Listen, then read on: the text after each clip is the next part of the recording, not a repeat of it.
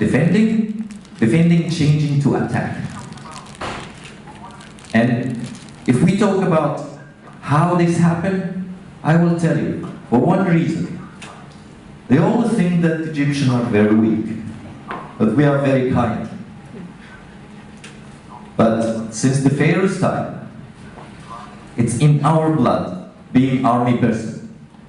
If you train the Egyptian, it's only a few months that you have a right military man. What happened? The Ottoman Empire chose to attack Egypt through Tucson, because this is the Tucson of Egyptian army. They said this is the weakest part. And that's what their biggest fault, because they've been conquered, and they said themselves, we've been fired like hell. It was hell on us. And then they conquered, and then we managed to cross to Sinai. Now let's see, after crossing Sinai, at the beginning of the war, you've seen Australia, Egyptian, hands in hand. This is the beginning.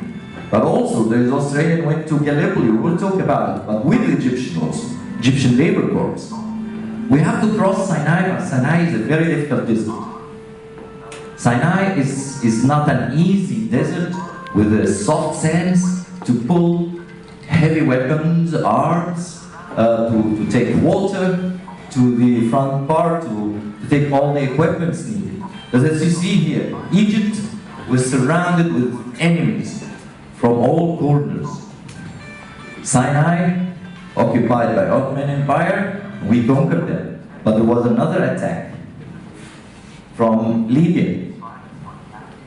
If you compare, can you compare with me what's happening today and what's happening in the past? Just to see, enemy is trying to attack Egypt with what? Of course, big armies and everything. But what's the belief? They use the religion. It's the same. It's every time there is an attack. When Egypt, religion is involved.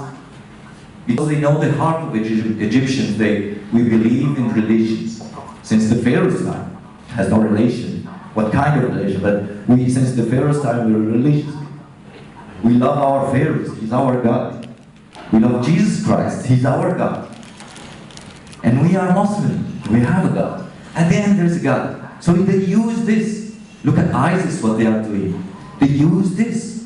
But what's the real facts behind them? Is attacking, killing, stealing, money. That's all what they want.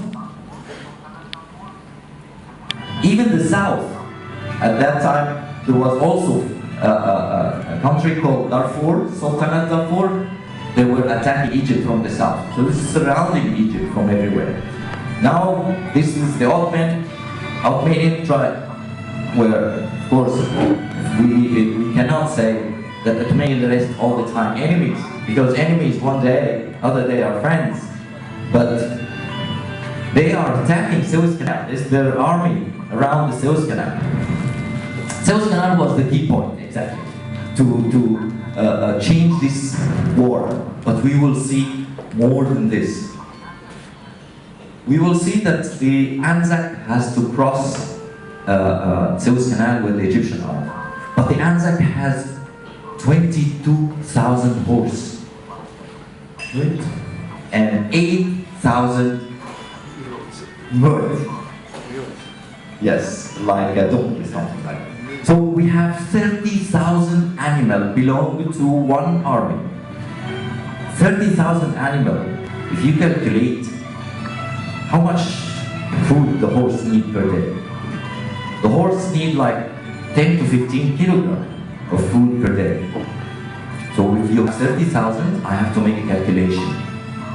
30,000, this means that we have to feed only the animal of one army of 500,000 hectares of land.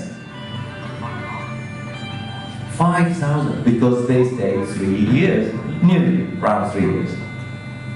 But other armies, they stay the 4 years. What we have in Egypt, we have 5 million hectares of land. What's the amount of food went to the other armies? 4.5 million hectares of land we have to feed the armies, and we have to feed the animals of the armies. What's left to the Egyptians? What's left to us? is nothing to have a food. It was a difficult life. Not only because they engaged from 13 years old to 65 years old men in the war, but there is nothing left for their children, women, grandfathers. But this is a great war and we have to help friends. It's exactly like moving ANZAC from Australia to Egypt. It takes really hard work, collecting all equipment, losing children, losing father, losing son, and feeling really hurt because they are not well trained. It's like the Egyptians. They were not well trained. They came from all over Egypt. They collected them, sent them to the war. They came from all over Australia and New Zealand, collected them, sent them to the war. But the good thing which these two together, ANZAC, Egyptian, their blood being shed in Suez Canal, in Sinai. You will see one of the miracle. I consider it like something like miracle, but I hope the photo will come. You will see that the Egyptians are moving hospitals of 100 meters length by 25 meters diameter width. They are carrying this hospital and crossing hospitals, not only one, because tens of them. They are crossing with these hospitals to Sinai. I was surprised. Of course, they are collecting, all the time collecting people, because we need more and more and more. They move these hospitals from one place to the other as long as the army is moving. Hospitals is very important. But how they carry this hospital? By hands. I have seen with my eyes this 2-3 years ago, the latest technology of the United States cutting a building of 2 floors, putting wheels, special wheels under it, and move it in a wonderful street from one, and they consider it like they have done achievement.